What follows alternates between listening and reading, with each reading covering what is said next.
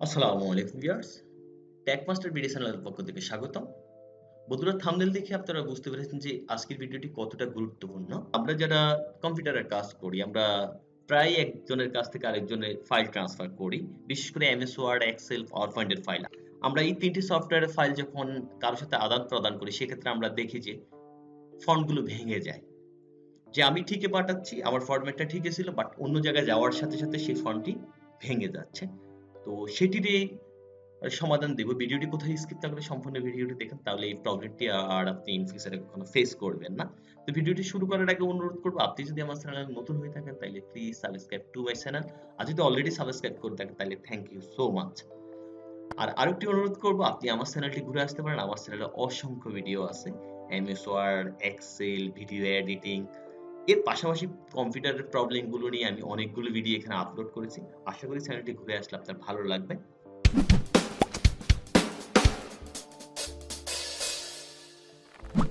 আমরা প্রথমে এমএস ওয়ার্ডে আসলাম। এমএস ওয়ার্ডে আসার পর আমি দেখতে পাচ্ছি এখানে যে আমি অ্যাপ্লিকেশনটি শুরু করলাম, সেটির ফন্টগুলো ক্লিয়ার দেখাচ্ছে। বাট আমি যখন এই ফাইলটিকে অন্য জায়গায় পাঠাবো, তখন এই ফন্টটি যদি না থাকে ওখানে, তাহলে সেই ক্ষেত্রে কি হয়? ফাইলটি অনেক সময় এভাবে হয়ে যায়। অথবা অনেক রকম দেখাতে পারে। কারণ যদি এক্সাক্টলি ফাইল নেমটা বা ওই ফন্টটি না থাকে, তাহলে সেই ক্ষেত্রে ওই ফাইলটি আর ঠিকভাবে দেখায় না। তো সেটিরই সমাধান আমি এখন দেব। আপনারা একটু খেয়াল করুন। তাহলে এট ফার্স্ট আমাদেরকে যেতে হবে ফাইল রিবনে। আমরা ফাইলে ক্লিক করলাম। ফাইলে ক্লিক করার পর আমরা এখানে দেখতে পাচ্ছি অপশনস। অপশনসে ক্লিক করার পর আমরা এখানে দেখতে পাচ্ছি সেভ। সেভে ক্লিক করার পর আমরা এখানে নিচে একটি অপশন দেখতে পাচ্ছি embed fonts in the file. এখন আমরা এখানে এই সেভ বক্সে ক্লিক করলাম। সেভ বক্সে ক্লিক করার পর আমরা দেখতে এখানে দুইটি অপশন দেখতে পাচ্ছি। Best for reducing file size. এর অর্থ বোঝাচ্ছে যে আপনি যে ফাইলটা পাঠাবেন একজনকে, সেটার মিনিমাম যে সাইজটি আছে, মিনিমাম সেই সাইজটি পাঠাবে। আর নিচের যে অপশনটি দেখতে পাচ্ছি আমরা, do not embed the common system fonts.